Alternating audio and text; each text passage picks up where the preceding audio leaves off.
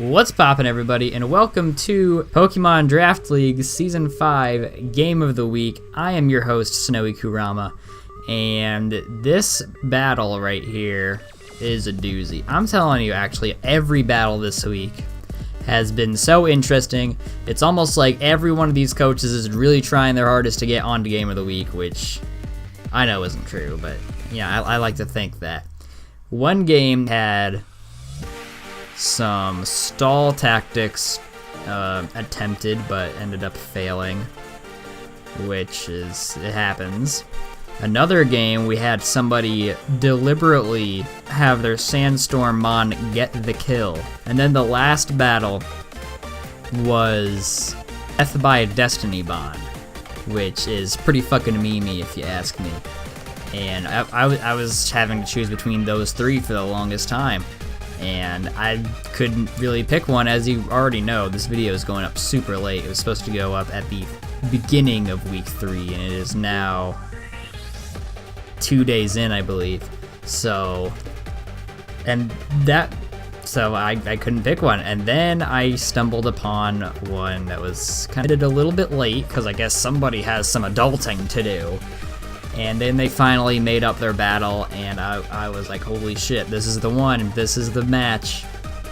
So I have here Mega Mawilds versus the Chicago Mega Gengars. Both coaches are Gage and Adam, respectively, and they both put up a pretty good fight. I know since Season 1, Adam and I have been kind of trying our hardest to beat Gage. And then later on, Jonathan, when he came into the league. So giving him a chance to do right where I didn't exactly do the damn thing is pretty nice opportunity, to say the least. So let's get into this battle. Like if you have not already, subscribe if you want to see some more PDL magic. And let's get right the fuck into it. First off, we have Adam throw out Tapu Koko, and Gage throws out his Uxie. And I don't know, maybe Gage wants to set up rocks. Adam could definitely defog them away if he's defog Koko. But Adam ends up volt switching, doing a lot to Uxie. I don't know what type of damage that is. We might see later. I might put it up on the screen. Anyway, Gage sets up rocks, and Adam thinks he's going to switch out, which I would probably think the same, because I'm almost positive from that range a U-turn would have probably killed. I might have that calc up on the screen too later on. And then, but no, doesn't. He just sets up the rocks, which is fine. Yawns the Scizor, goes right out into my Milotic, and here's one of Gage's first mistakes. He uses Memento, which is great, which would be great for the Scizor, but Milotic has something called competitive. So we just have a ×2 special attack boost. Gage tries to use a Electrium Z Rotom, and it doesn't exactly work out because Milotic is a bulky little thing. Sends out Salamence, uses Dragon Dance. That was his second mistake, I would say, because even though you can see on the screen right here that he has a Yachi Berry on his Salamence, and for those who don't know, that weakens a super effective ice move inflicted on to the eater of said berry. But Milotic's special attack, I don't know what the number is, but it is so damn high. It's at +2. There's no way that a Salamence would live that, so it's gone down. That's 3 Mons already on the Mawile side gone, where the Gengars still have all of their Mons. Hurricane takes out the Milotic, and then we see a Mew come out.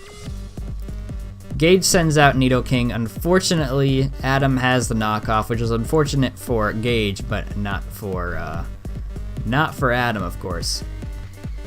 Life Orb is gone. Uses a substitute, and then rocks in response. Sludge Wave does a decent amount, I'd say, and then Mew uses Taunt, Taunt Mew is back this season, ladies and gentlemen. You know how much I love that fucking thing. And then Adam goes back out into Scizor.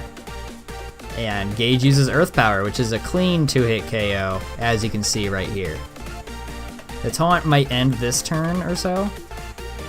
Maybe it ends next turn. Here, maybe Gage would have wanted to go for a... Let's see what he does first. Sludge Wave. Maybe he would have wanted to go for an Earth Power there, because Moltres would, took so much from rocks.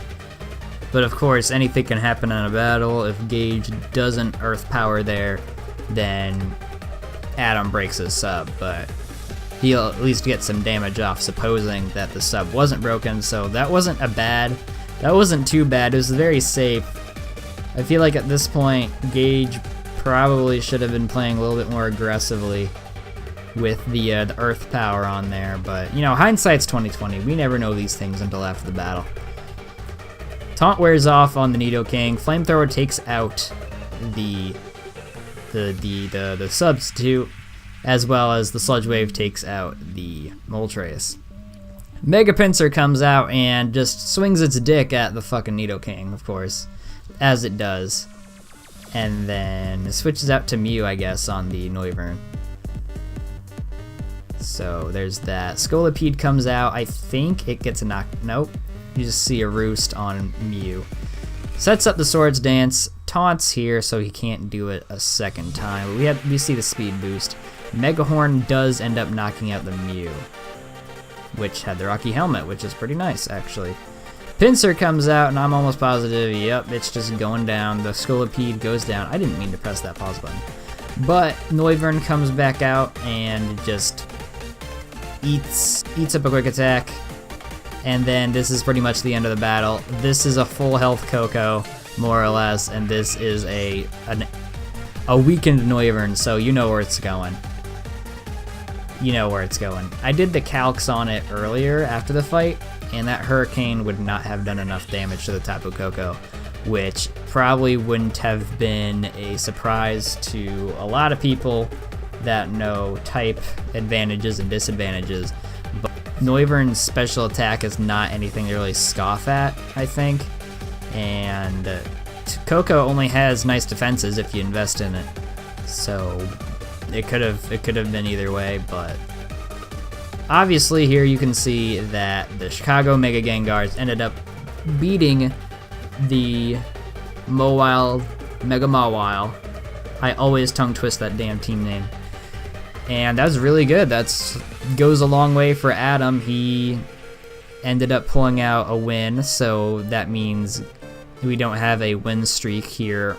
We are one win streak less this week for PDL. I believe there's 3 teams that have a win that are 2-0 right now, and everybody else, I think the Chicago White Sox, our team, Mancha's team, Adam, and now Gage are all 1-1, and then everybody else is 0. But that was a great match. It was definitely lots of things went down here, lots of different little predictions, and great game to both of them. It was really fun to watch. And now let's get into the little stats for this week. As you can see here, the Silver League kill leader is Gliscor from the Florida Flygon. Violet's team has 7 kills as of this week. Mega Altaria from Control Altaria Delete. Mancha's team still has the 6 kills, as it didn't end up raising that number from this week. And last but not least, Azumarill from Violet's team, again having the 4 kills, because Belly Drum is just crazy. I don't know how I'm gonna break through the Florida Flygons this week for week 3, but because that's who I'm playing. Spoilers, but we'll try our best. And the death leaders didn't really change, as they all died at least once. I think the Nidoking died twice, so it should probably go up here. I'll fix that off screen. And then let's take a look at the Gold League. Pissimian on the Toronto Staraptors still is in the lead for the Gold League. My Infernape from last week ended up jumping up to 2nd place. climbing over Kartana from Great Bats of Udos, which is Steven's team. And then these 3 are still just the Death Leaders because they all died twice. There are definitely more mons that did, but alphabetical order is how I'm doing it. So yeah, that is this week's game of the week. I hope to see even more crazy games for next week. We'll just have to see. If you haven't liked this video already, please show some support by hitting that button. Lets me know that you love this shit. Press that subscribe if you want to see more of this PDL goodness, as well as the Pokemon Black randomized avatar lock and some Gen 8 content coming to the channel when that comes out next month. But with all that being said and more, this has been your boy, Snowy Kurama. See you in the next video. Goodbye.